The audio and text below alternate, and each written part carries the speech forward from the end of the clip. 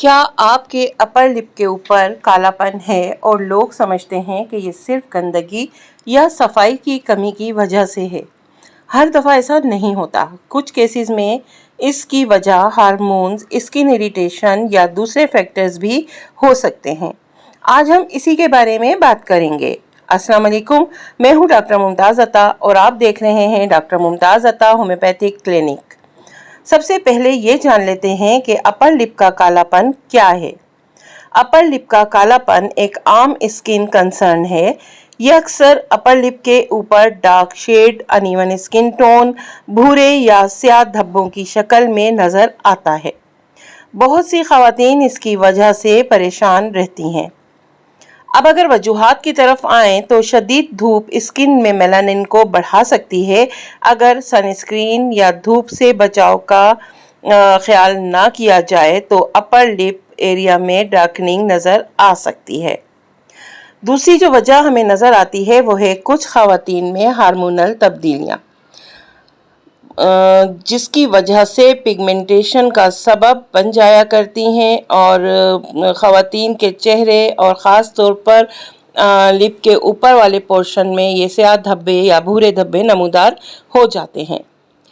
تیسری وجہ جو ہمیں نظر آئی وہ ہے اسکن اریٹیشن۔ بار بار ویکسنگ، ہارش کریمز کا استعمال، اسکن کو رب کرنا اریٹیشن پیدا کر سکتا ہے۔ یہ اریٹیشن بعد میں پگمنٹیشن کی شکل اختیار کر لیتی ہے۔ چوتھی وجہ جو بہت اہم ہے وہ ہے غلط پروڈکٹس کا استعمال۔ ہر پروڈکٹ ہر اسکن کے لیے مناسب نہیں ہوتی۔ کبھی کبھی ان اپروپریٹ پروڈکٹس بھی ڈارکننگ کا سبب بن جایا کرتی ہیں۔ اب اگر ہم بات کریں ہومیوپیتھک پرسپیکٹیو کی تو ہومیوپیتھی میں صرف ڈارک ایریا کو نہیں دیکھا جاتا بلکہ پورے پیشنٹ کے سمٹمز اور مزاج کو دیکھا جاتا ہے اور اسی کے تھرو ہم علاج کرتے ہیں۔ اگر ہم پیشنٹ میں ہارمونل کمپلینٹس دیکھیں گے اور ساتھ ساتھ کچھ کیسز میں یہ جو دھبے ہمیں نظر آ رہے ہیں وہ مخصوص حالت میں نظر آئیں گے تو پھر ہم CPR کو کنسیڈر کر سکتے ہیں۔ اسی طرح مختلف سمٹمز کے مطابق کچھ پیشنٹ میں مد نظر رکھی جاتی ہے نیٹرم میوٹ کو۔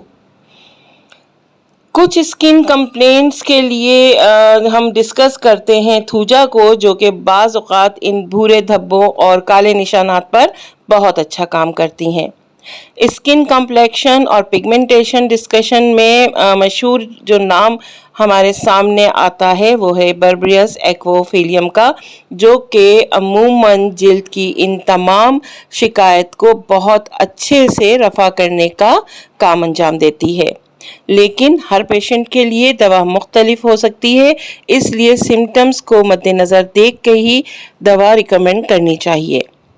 یہاں ان بھورے اور کالے دھبوں سے نجات کے کچھ ٹپس ضرور میں آپ لوگوں کو بتانا چاہوں گی کہ دھوپ سے بچاؤ ضروری ہے، جینٹل اسکن کیئر ضروری کرنا چاہیے، ہر کریم بنا مشورے کے استعمال نہ کریں، اسکن کو ان نیسیسری رب نہ کریں، ہیلدی ڈائٹ اور ہائیڈریشن کا خیال رکھیں تو ضرور آپ کی اسکن گلو بھی کرے گی اور اچھی طرح سے نظر بھی آئے گی اور یہ داغ دھبوں سے آپ کو چھٹکارا مل سکتا ہے۔ اپر لپ کا کالا پن ہمیشہ صفائی کی کمی کی وجہ سے نہیں ہوتا۔ اس کی اصل وجہ کو سمجھنا بہت ضروری ہے۔ اگر ویڈیو آپ کو پسند آئے تو لائک، شیئر اور سبسکرائب ضرور کر لیجئے گا۔